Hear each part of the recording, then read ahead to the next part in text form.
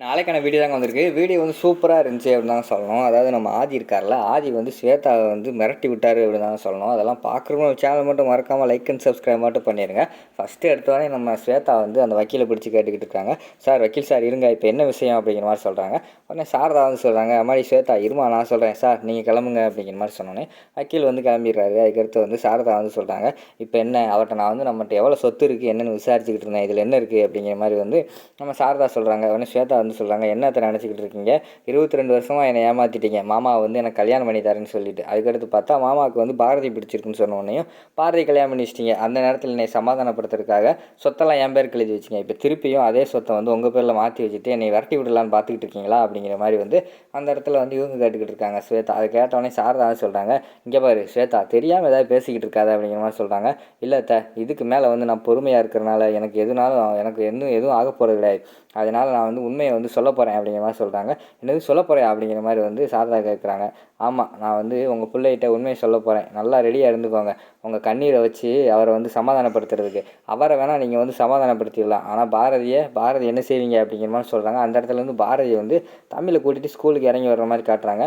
அந்த இடத்துல வந்து அம்மா நாங்கள் வந்து கிளம்புறோம் அப்படிங்கிற மாதிரி சொல்கிறாங்க. அப்போ வந்து ஸ்வேதா வந்து சொல்கிறாங்க, பாரதி உங்ககிட்ட ஒரு விஷயம் சொல்லணும் அப்படிங்கிற மாதிரி சொல்கிறாங்க. என்ன ஸ்வேதா என்ன விஷயம் அப்படிங்கிற மாதிரி கேட்குறாங்க. அப்போ வந்து சாரதா வந்து சொல்கிறாங்க, அம்மாடி ஸ்வேதா அதை வந்து பிறகு பேசிக்கிறோம், அப்போ உங்களுக்கு லேட் ஆச்சு கிளம்பட்டோம் அப்படிங்கிற மாதிரி சொல்லிடுறாங்க. உடனே அறிவு வந்து ஸ்வேதா கொஞ்சம் நேரம் அமைதியாரு அப்படிங்கிற மாதிரி சொல்கிறாங்க. உடனே வந்து அவங்களும் கிளம்பிடுறாங்க. தமிழும் பாரதியும் ஸ்கூலில் வேறு எனக்கு வேலை இருக்குது அப்படின்னு சொல்லிட்டு அவங்களும் கிளம்பிடுறாங்க. சரி அத்தை, நான் வந்து பாரதிகிட்ட சொல்லலை, ஆனால் மாமா கிட்ட சொல்ல போகிறேன் அப்படிங்கிற மாதிரி சொல்கிறாங்க.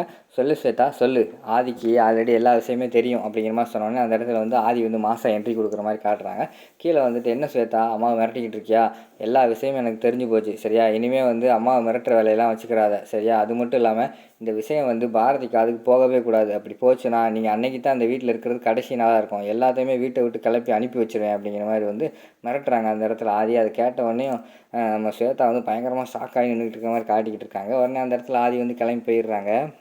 அடுத்த சீனில் வந்து நைட்டு தான் காட்டுறாங்க. நைட்டு வந்து நம்ம ஆதி வழக்கம் போல் வந்து பில்லோவை தூக்கிட்டு நான் வந்து தமிழ் கூட போய் தூங்க போகிறேன் அப்படிங்கிற மாதிரி சொல்லிட்டு கிளம்புறாங்க. அந்த நேரத்தில் வந்து தமிழ் வந்து என்ட்ரி கொடுத்துட்றாங்க. அம்மா நான் வந்து இன்றைக்கி இங்கேயே தூங்க போகிறேன், காலையில் நான் சீக்கிரம் எந்திரிக்கணும்ல, ஞாபகம் இருக்கலாமா அப்படிங்கிற மாதிரி சொல்கிறாங்க. அதெல்லாம் ஞாபகம் இருக்குது, நீ வேணா இங்கேயே தூங்கு அப்படிங்கிற மாதிரி சொல்கிறாங்க. உடனே ஆதி வந்து அப்போ நீங்கள் 2 பேர் இங்கே தூங்குங்க, நான் போய் தனியாக தூங்குறேன்னு சொல்லிட்டு போயிடுறாரு. அவர் போன உடனே அதை பார்த்துட்டு நம்ம தமிழுக்கும் பாரதிக்கும் ஒன்றுமே என்ன பண்ணுறதுனே தெரில, ஒரு மாதிரி முடிச்சுக்கிட்டே இருக்கிற மாதிரி காட்டுறாங்க. மறுநாள் காலையில் வந்து ஆதி பாரதி தமிழ் 3 பேர் சாப்பிட்டுக்கிட்டு இருக்காங்க. அப்போ வந்து பாரதி வந்து சொல்கிறாங்க தமிழ்கிட்ட சொல்லுன்னு சொல்லிட்டு ஏதோ சொல்லிக்கிட்டு இருக்காங்க.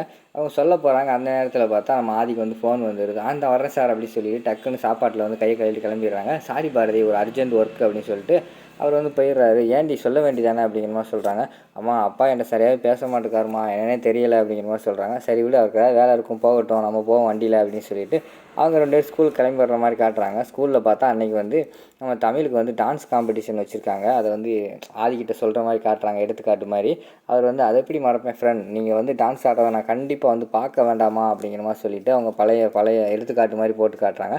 ஆனால் இன்றைக்கி பார்த்தா அது கூட ஞாபகம் இல்லாமல் அவர் வந்து வேலைக்கு போயிட்டார்ல, அதை நினச்சி ஃபீல் பண்ணிகிட்டு இருக்காங்க தமிழ்.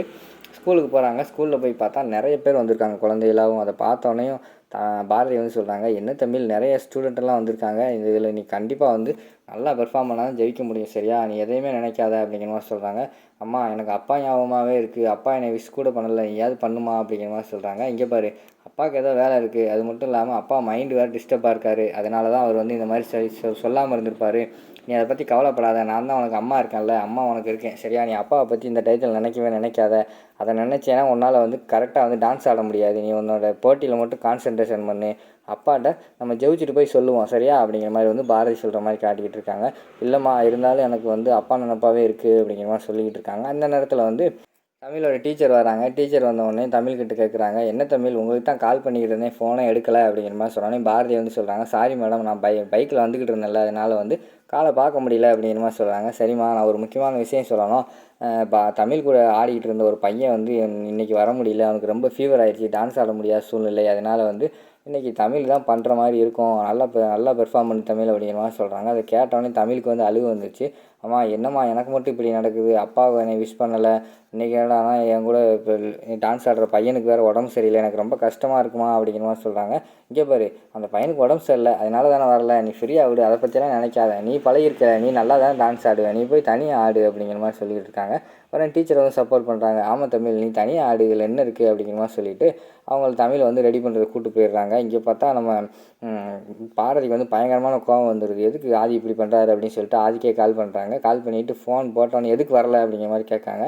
உடனே எங்கே பாரதி சொல்கிறீங்க அப்படின்னு சொன்னோன்னே எதுக்கு வரல அதை மட்டும் சொல்லுங்கள் அப்படிங்கிற மாதிரி கேட்டோன்னே, இங்கே பாருங்கள் பாரதி, நீங்களாம் மனசுக்குள்ளே ஏதாவது நினச்சிக்கிட்டு கேட்டிங்கன்னா நான் என்ன சொல்கிறது, என்ன சொல்லுங்கள் அப்படிங்கிற மாதிரி சொல்கிறாங்க. இன்றைக்கி தமிழுக்கு அந்த டான்ஸ் ஆடுற ஷோ வந்து அனௌன்ஸ் பண்ணுற மாதிரி காட்டுறாங்க. அதை கேட்டோன்னே ஐயையோ மறந்துட்டேனே நான் அப்படின்னு சொல்லிட்டு, இப்போயாவது ஞாபகம் இருக்கா, உங்களுக்கு ஞாபகம் இருக்காது, நான் உங்களுக்கு தெரியப்படுத்தணும்னு தான் சொன்னேன் அப்படின்னு சொல்லிட்டு அந்த இடத்துல வந்து கோவப்பட்டு வந்து ஃபோனை வச்சிடுறாங்க நம்ம பாரதி. வந்துட்டு பார்த்தா ஆதி வந்து பயங்கரமான கவலையில் இருக்காங்க. ஐயோ நான் மறந்துட்டேனே, ஃப்ரெண்டு வேறு ரொம்ப என்னை நினச்சி ஏங்கி போயிருப்பாங்களே, என்ன பண்ணுறது அப்படிங்கிற மாதிரி யோசிச்சுக்கிட்டே இருக்கிற மாதிரி காட்டுறாங்க.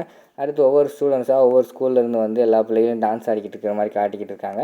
அதை உட்காந்துட்டு அவனுக்குள்ளே பாரதி வந்து உட்காந்துக்கிட்டு ஒவ்வொரு பிள்ளைகளாக டான்ஸ் ஆடுறத பார்த்துக்கிட்டே இருக்கிற மாதிரி காட்டிக்கிட்டு இருக்காங்க. அதோட பார்த்தீங்கன்னா அந்த எபிசோடை வந்து முடிச்சிடுறாங்க.